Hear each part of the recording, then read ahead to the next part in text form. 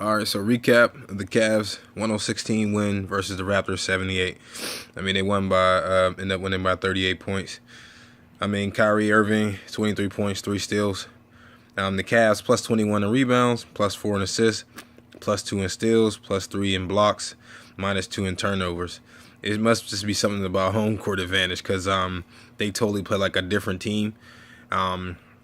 This game, they just definitely played inside out like they normally play.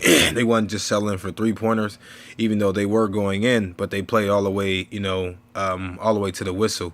In a sense like that, even on the one time when Lowry had was going to shoot a shot right before the end of the shot clock, and LeBron jumped out to try to block it. He kind of pump faked, and then it was a shot clock violation. I mean, they're just playing, a lot better, this game. And again, the correlation between Thompson had 9 points, 10 rebounds.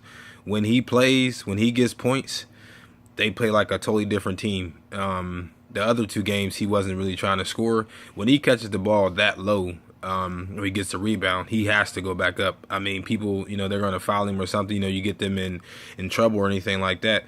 I mean, then you look at, they just played better ball. And I guess the Raptors, just them not being home, once they got down by, was it 34 at halftime, I think, they just didn't have an answer. I think they were just done.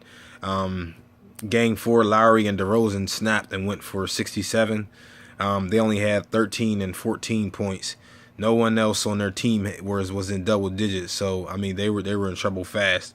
Biyombo only had 4 rebounds, and in the past 2 games, he had 40 rebounds. So, there's a big difference there. I mean, their center did come back. He tried to help out. He had a couple buckets, in the first, but just really wasn't enough. They just really got outplayed. James had 23 points. Love had 25. I mean, he hasn't missed a shot the whole first half. Jefferson had 11 points off the bench.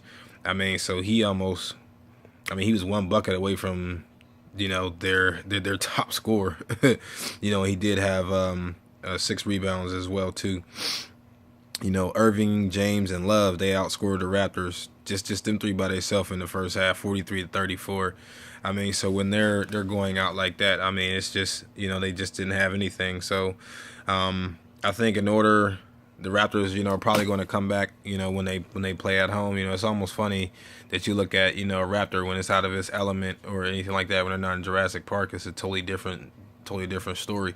I believe the Cleveland are going to try to, close this game out, because they definitely don't want to make it a game 7 and, give them another chance, and then, play a game you don't have to, because it's looking like OKC is probably going to just end that series the next game. I mean, the coach for the Raptors just has to get his guys to have enthusiasm, energy when they're on the road. They were 2-7, I think, these playoffs, but it's just like something, they just don't have that energy when they're in Cleveland. And Cleveland's a totally different team too. Game 3, they really didn't play too good in Toronto, but game 4 they definitely had a chance to win that game. So I think they're going to have to just, in this game, in this series, you definitely gave the Raptors a chance. I mean, they definitely need to get somebody else, as far as like another key player, maybe like a Carmelo Anthony or somebody to kind of help them propel, them past the Cavaliers, because I mean, when they're playing the way they are, it's going to be a totally different game. So I definitely look at them, and then Kevin Love has to be more consistent. He has to be more consistent when he's on the road. I mean, you're pretty much like an all-star yourself, where he was at in Minnesota, getting almost double-doubles every night. Can shoot, rebound, inside, outside game. I mean, so he has to definitely play more. And, one thing I didn't agree with, one of the commentators was talking about that, when you play with Kevin, you play with LeBron James, you have to limit some of your shots.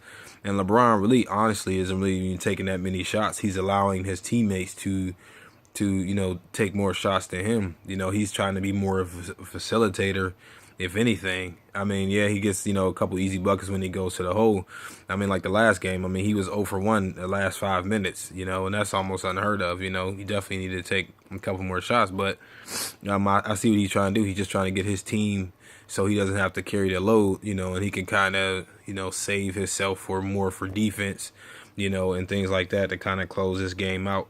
Again, and Kyrie, he's learning too. He has to be able to play more consistent on the road, to get more shots. And also too, and like I said, when Tristan Thompson, when he's down low and he catches that ball, he has to go up, make a couple shots, at least go up and get fouled or something like that. He played with a little bit more enthusiastic. The Raptors just have to find some way to be able to play on the road. It's definitely a tough series for them. I mean, I know they're going to come out firing all cylinders. They're probably going to have a lot of energy. The coach is going to be ready.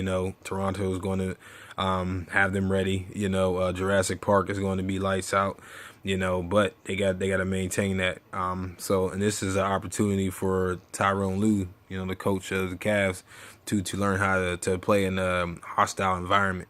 This is now he has to really coach. The first couple series, definitely coaching, but the first couple series, they kind of just coasted on through or anything like that. But this is a tough series. This is where you really realize, can you really coach? And that's where Steve Kerr is having the problem. So definitely look forward to Game 6. I believe that Cleveland is going to close it out. Definitely the Raptors are going to put up a fight, but if they're ever going to have a chance, man, they have to get more points. The last game they had 67 points together, DeRozan and Lowry, and 27 points just ain't gonna cut it. So they definitely got to find better. Typically DeRozan's is more consistent, but definitely look forward to Game 6.